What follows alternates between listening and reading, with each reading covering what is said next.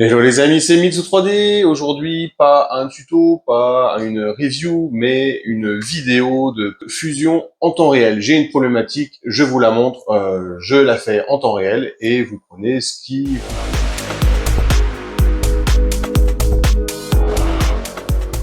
Alors ma problématique, comme certains d'entre vous le savent, je fais un petit peu d'orpaillage et l'orpaillage, tout simplement, mes résultats, je veux les ranger dans des petites fioles que j'ai achetées récemment et je voulais me faire un petit présentoir. Donc ici, tout simplement, je vais modéliser, on va dire, une plaque avec une embase légèrement creuse pour pouvoir le poser, un petit pied qui va derrière et sur le sommet, un, deux tiers, trois quarts de cercle permettant de clipser et pouvoir en mettre 4, 5, 6 côte à côte. Donc la problématique est simple, la modélisation l'est aussi, je vais vous montrer ça. En 2-2, donc, voici la pièce que je vais avoir besoin de modéliser. Les codes qui vont nous intéresser sont le diamètre qui est ici, qui fait du 22 mm. Donc moi, je vais créer une embase 5 dixièmes plus grande à 22,5 pour la rentrer dedans. La cote qui est ici, qui fait 40 mm pour pouvoir placer à ce niveau-là le petit clip qui va où on va accrocher le bouchon. Et le diamètre du bouchon qui fait 18,44 mm, on va dire 18,5 mm, qui sera le diamètre intérieur de la partie que je viens clipser. Voilà, il n'y a pas besoin d'autres cotes. Le diamètre fera la taille de l'embase et avec une répétition. Mais avant tout, sachez que Fusion, clairement, modélisateur, c'est un métier, ce n'est pas le mien. Je suis pas très doué pour ça. Je me débrouille sur énormément de sujets. Qu'il existe, ne serait-ce que pour faire un carré ou un cylindre ou une sphère, qu'il existe plusieurs façons de faire, il n'y en a pas qu'une, vous aurez autant de façons de faire, on va dire que le modélisateur, dès qu'on atteint des pièces qui sont compliquées, tout est critiquable, je vous montre simplement en temps réel comment je fais. Allez, à tout de suite sur Fusion. Voilà, on se retrouve donc sur Fusion, Autodesk Fusion. J'ai laissé afficher mes origines ici pour créer donc ma première esquisse où je vais faire la partie plancher. On va dire appeler ça comme ça, mon embase. Donc on avait dit un diamètre de 22 points quelque chose. Donc je vais faire une embase de 30 par 30. Voilà, donc ici j'ai sélectionné la partie rectangle. Vous pouvez appuyer sur Tab pour passer d'une cote à une autre. Et après, vous validez. Je vais tracer le centre. Donc là, ici, je vais recacher mes origines parce que j'en ai plus besoin pour le moment. Je vais tracer le centre qui est quelque part ici de mon carré. Je vais utiliser l'outil ligne. Je vais passer en trait de construction. Tracer tout simplement les deux diagonales pour avoir mon centre. Je renlève mon trait de construction, je trace le cercle de mon embase, cercle j'ai dit de 22,5, j'appuie sur Entrée, et donc là j'ai tracé, je peux faire terminer l'esquisse, je repasse, on va dire, en vue 3D, j'ai tracé tout simplement la forme de mon embase. Je vais faire une extrusion en appuyant sur la touche E ou en venant appuyer ici. Non, c'est pas ça que je voulais. C'est lui que je voulais. Je sais pas pourquoi il s'est caché là-haut. Une extrusion, je vais la faire en négatif parce qu'après je vais construire vers le dessus. Vous comprendrez pourquoi. De moins, on va dire 3 mm et de 5 mm, ça devrait suffire. C'est des valeurs que je pourrais modifier plus tard. Quand on fait une première extrusion, la partie esquisse se masque automatiquement, donc je vais la rafficher et je vais faire une extrusion pareil négative de moins 3 mm pour créer la partie où je vais pouvoir poser ma petite fiole. Ok, maintenant je peux masquer cette première esquisse. Je vais recréer une esquisse, donc je vais venir dessiner ici en gros un petit rectangle pour faire un mât vers le haut et ma partie d'accroche en haut. Donc d'abord je vais sélectionner cette surface, je recrée une esquisse ici. dessiner en gros un rectangle qui va faire 10 mm de long par 3. 3, ça a l'air de passer. Je clique sur Entrée. Je vais utiliser ma cote d'esquisse d'ici à ici, hop, pour qu'il soit centré. Donc ici, je mets 10 mm, vu que lui fait 10 et que la longueur fait 30, ça fera 10, 10, 10. Il sera centré, hop, 10 mm. Il est centré. On peut faire de plusieurs façons. On aurait pu trouver le centre, recréer un rectangle par le centre, le bouger, enfin, pas mal de façons différentes. Donc là, par contre, je vois que mon 10, le poteau est peut-être pas très très gros. Je sais pas. On va le laisser comme ça pour le moment. Terminer mon esquisse. Hop. Lui, par contre, donc là, j'ai fait une profondeur de 3. J'avais dit une hauteur avant la petite collerette du chapeau de 40 mm. Donc, je vais faire 37, 38 mm. Donc là, j'appuie sur la touche E. Je vais faire une extrusion de 38 mm. Alors là, on va dire, on travaille sur des formes brutes. Après, je vais leur mettre des congés et tout. Je fais d'abord l'intégralité du volume de ma pièce avant de toucher à mes congés et autres. C'est quand même, je trouve, plus facile. Donc ma fiole viendra se poser ici. Le mât qui est ici viendra supporter tout simplement le 3/4, 2/3 d'anneau pour clipser le bouchon en haut. Donc là, je vais travailler sur cette surface-là. Créer une esquisse. On va retracer. Est-ce qu'on peut rechoper le centre? Très bonne question. Il a l'air d'être là, mais je ne peux pas le choper. Alors, qu'est-ce qu'on peut choper pour le faire? Ça. 30 par 30. On va retravailler en trait d'axe pour remettre le centre. Voilà. Et faire un cercle. Pour le coup, on n'était pas sur le même diamètre. Alors, je le reprends en même temps parce que je l'ai plus en tête. On est sur du 18.3. On va faire un 18.5. Intérieur. Hop. Alors, par contre, lui, on n'est plus en trait de construction. Je l'enlève parce qu'on est en trait plein. 18.5. Et un 18.5, il faut que ça fasse au moins 2 mm d'épaisseur. Donc je rajoute 4, ça va faire du 22.5 mm. Je ne sais pas si ce sera suffisant.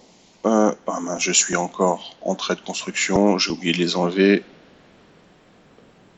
Lui, on est en trait plein. OK. Et maintenant, tout bête. Alors pourquoi j'ai plus mon petit... Alors, je vais enlever. C'est lui qui doit me gêner. Voilà. Donc, je vais retracer les bords de mon rectangle. Là, on voit que j'ai l'accroche parce que j'ai créé mon esquisse à partir de cette surface-là. Donc, les points de cette surface-là, il me les détecte automatiquement. Donc là, c'est tout simplement pour relier de cette façon-là mes différentes zones. Je peux utiliser l'outil couper pour couper les parties qui sont en trop. Donc là, je vais faire terminer. C'est juste pour vous montrer. Je ne sais pas si vous voyez où je veux en venir. Hop là. Voilà, il me reste à couper une partie ici et à faire une extrusion de cette surface-là vers le haut pour faire ma petite accroche. Donc, je retourne dans mon esquisse. Modifier l'esquisse ici.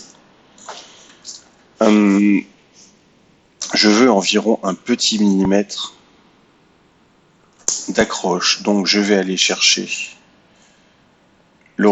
l'horizontale ici. Ça, c'est juste du trait que je vais effacer. C'est juste pour trouver mon horizontale, pour trouver le point le plus éloigné du centre à cet endroit-là.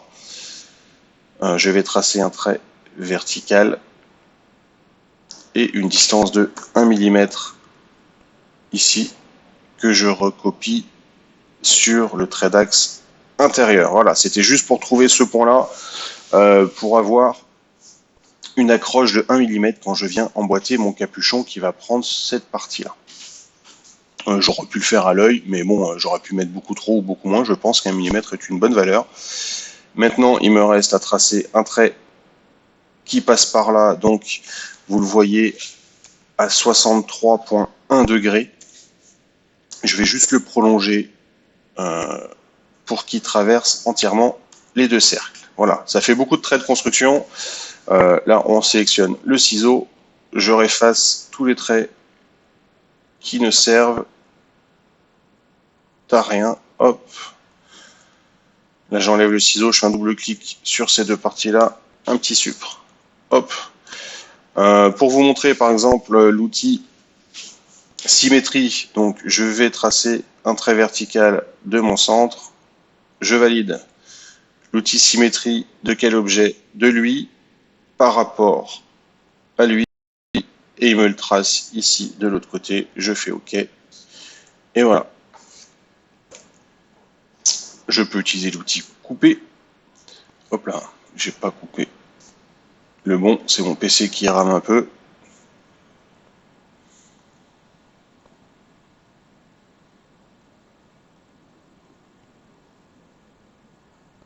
Pour enlever, du coup, tout ce qui dépasse et arrêter d'avoir trop de choses qui se voient. Voilà. Donc ici, je sélectionne, j'ai fait terminer mon esquisse pour passer en extrusion. Je sélectionne mes deux surfaces, je fais extrusion. Et je vais faire une extrusion de, disons, de 3 mm, me semble pas mal. Hop. Donc voilà pour les grandes lignes. Cette partie-là peut vous servir à ce moment-là, parce que moi je vais faire une répétition de cette pièce.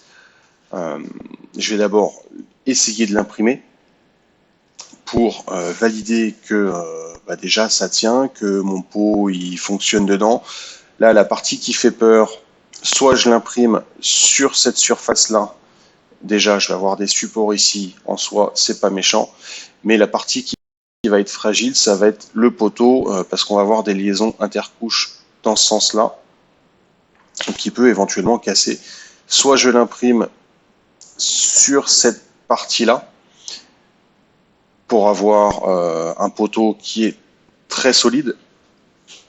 Là en base, on va avoir une liaison d'intercouche ici, donc ici, ça me fait pas peur. Par contre, ce qui peut arriver, c'est avoir ces parties-là où on va subir des déformations quand on va clipser le capot, qui va tout simplement peut-être casser. Faut essayer les deux.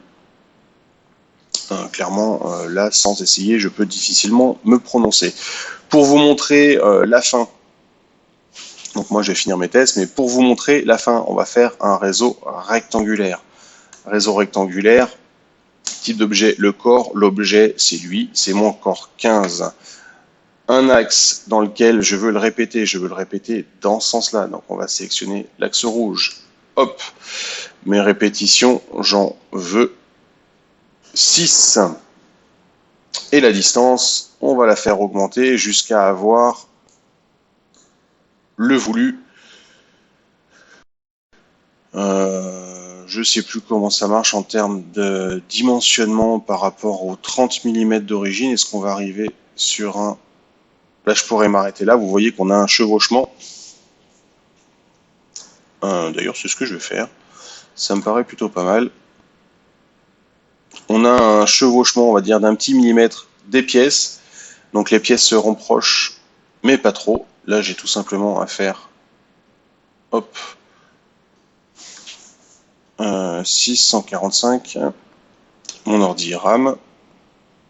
Qu'est-ce qu'il n'a pas aimé? Là, c'est parce que j'avais utilisé cet outil-là qui me bloque un peu. Faut donc, quand j'utilise cet outil-là, il faut penser à prendre le zoom, à cliquer une fois sur l'écran. Il doit y avoir une petite touche à appuyer pour faire, mais je ne connais pas. Voilà, donc une fois qu'on a fait ça, j'ai tout simplement à cliquer sur OK. Et là, j'ai donc mon rendu final. On est d'accord que ça, je ne vais pas l'imprimer. Je vais d'abord imprimer uniquement ma pièce pour valider que ça ne casse pas avant d'imprimer le total. Des petites choses en plus côté modélisation. Une fois que j'aurai validé ma surface d'impression, imaginons que je vais l'imprimer sur cette surface-là. Alors, voilà, déjà là, il me détecte, vous voyez sur la droite ici, plusieurs corps. Ce qu'on va faire déjà, on va les grouper pour pas avoir plusieurs corps qui se chevauchent. Donc j'utilise ici l'outil combiné. Corps cible, j'en veux un. Je sélectionne mes corps qui sont ici. Opération joindre et je fais OK. Hop, voilà, j'ai plus qu'un corps et donc j'ai plus qu'une seule surface. Je disais, si une fois que j'ai validé le sens d'impression de ma pièce, donc imaginons que je veux imprimer ma pièce plateau ici, on rajoute un petit congé de 0,5 mm pour éviter 0,4, 0,5, hein. Moi je mets 0,5, ça suffit. Un petit congé donc sur la surface en contact avec le plateau pour éviter les pieds d'éléphant. Ça évite de mettre avec les compensations de pieds d'éléphant qui existent sur les pièces. Et après, vous pouvez tout simplement, alors là, je l'ai pas fait parce que c'était juste pour vous montrer la fin, mais par exemple, sur mon premier modèle, je pouvais travailler ces congés-là, rajouter par exemple un congé de 6 mm, histoire de renforcer la base de mon plateau et de faire quelque chose d'un peu plus sympathique. Congé de 6 mm, voilà. Ici, je peux en rajouter un ici. J'aime pas les arêtes vives, hein. Un petit 2 mm, ça doit passer. Hop, voilà. J'ai juste côté esthétique. Ça, je le fais sur la première pièce. Je répète, ça évite de le faire sur toutes les pièces. Là, je vous montre simplement pour avoir la fin. Pas de congé sur cette partie-là. Par contre, je peux faire un léger congé sur la partie au-dessus. Un petit 0,5 par exemple. Histoire de donner un petit lissage. Je peux aussi casser les angles qui sont ici. Donc je peux faire les 4, hein, je vous montre sur les deux de devant. Un petit 5 mm par exemple, ça fait un peu plus sympathique qu'un angle droit. Donc vous faites les deux derrière, pareil. Et on peut aussi casser, par exemple, un petit millimètre, le pourtour de l'arête, histoire de faire un peu plus sympa. Vous pouvez faire ça aux endroits que vous souhaitez. Et voilà, moi je vais faire mes impressions test. C'était surtout pour vous montrer la petite partie modélisation. J'espère que ça vous aura plu. J'en ferai d'autres. Hein. Pourquoi ne pas profiter du temps que je passe pour vous le partager et éventuellement vous donner des petites idées, des petites astuces sur Fusion. Voilà, n'hésitez pas à poser vos questions dans les commentaires. Bonne journée à tous. Bisous, bisous.